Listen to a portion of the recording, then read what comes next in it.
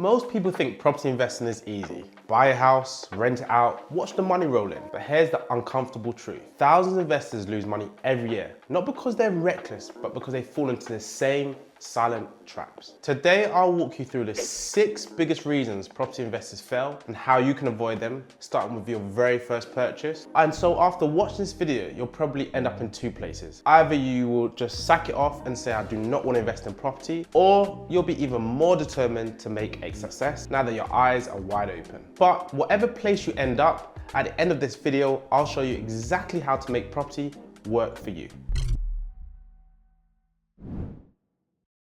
I've been there too.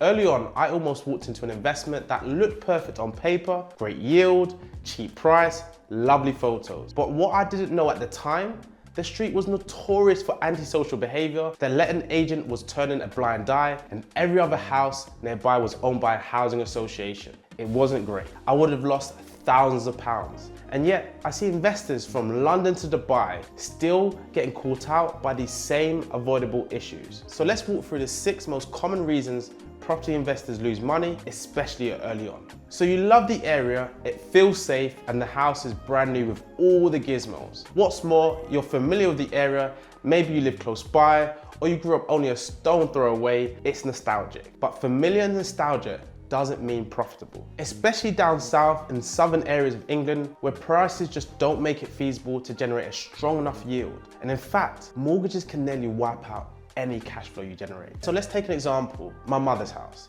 She lives in London and her house right about now is worth around £550,000. And the market rent, because it's a 3/4 bed, is £2,200 per calendar month. Let's talk through the numbers and we can see how it just doesn't stack up given the amount of investment versus the return. It's 550,000, so it's a deposit of 137,500. Then there's £47,000 worth of buying costs when you look at solicitor fees. Stamp duty is huge at £45,000, and mortgage broker costs. Not even factoring any refurbs, just keeping it very simple. The cash required, even when using a mortgage, is £184,500. Now, the mortgage, based upon a 5.5% interest, buy to let, is £1,891 per calendar month. So given that the fact that there's going to be insurance and a management cost, you're looking at a net revenue, a net cash flow of £59. That's 0.39% return. Given the fact that you've just invested £184,500, you might as well just stick the money in an index fund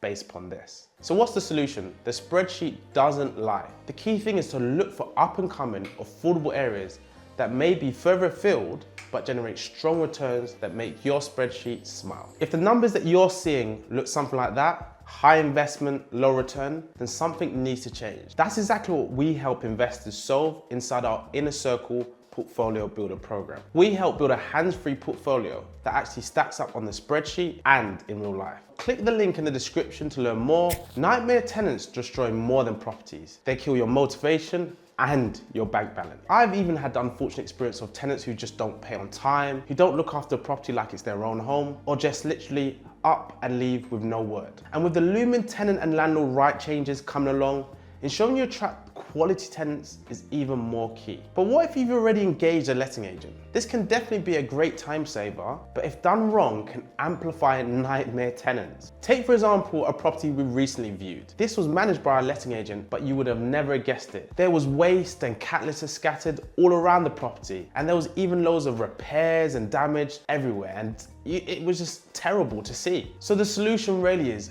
vet your letting agent like they're looking after your pension, because they are. Property is not entirely passive. I liken it to having a plant. If you tend to it and look after it, it can grow up and to become something you're really proud of. Or if you leave it to its own devices with no support, with no tender loving care, it will end up dying out and you'll just have to get rid of it. So like a plant, budgeting for costs is important. Voids, maintenance, compliance such as gas safeties, and electrical certs. And because of this, when we go back to the example of buying a property that generates a net cash flow of just £59 on £184,500 investment, just doesn't cut it. So the solution is plan for the reality. Go with your eyes wide open and have real expectations. Many new investors get a property under offer, only to find out too late they can't even actually get the finance. Or that they could have received the finance if they just had the right mortgage broker. Poor advice, missed deadlines, or applying for the wrong product can cost opportunities, time, and credibility. For example, we had a client called Shane who was a first-time investor. He used his own mortgage broker who was a specialist in residential mortgages, but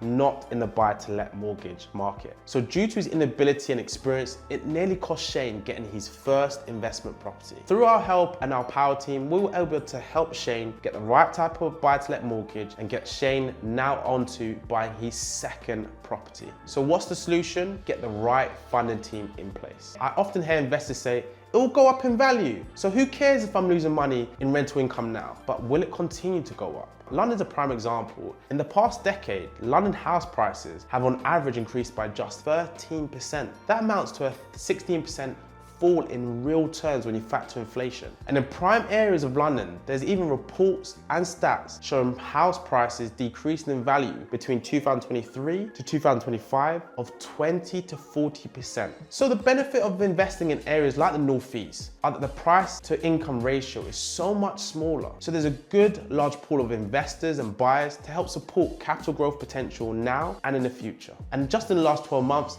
several areas of North East have increased by 6%, one of the highest growth areas in the whole of the UK. This is what happens when you employ rogue professionals. Break-ins, tipping, internal furnishings getting stripped out, plumbing pipes taken, and even signs of rats gnawing at the pipework. So the pitch I'm going to show up is actually from an investor who was interested in using our service, but then ended up going elsewhere. And in the end, they fell into the wrong circumstances, where they bought a property using the professional that they were using. They bought it for 56,000, spent 30,000 pounds, and now they're having to sell it for 66,000 pounds because all the work hasn't been done properly. A loss of over 20,000 pounds in just less than 12 months. They worked with sharks, the builder went AWOL, and the sourcing agent was nowhere to be found when the issues arose. So what's even more sad about this is that the investor is based right down south, more than 350 miles away, and was really depending on their help. So the solution, surround yourself with a team who care about your long-term results, not just a quick win. The good news,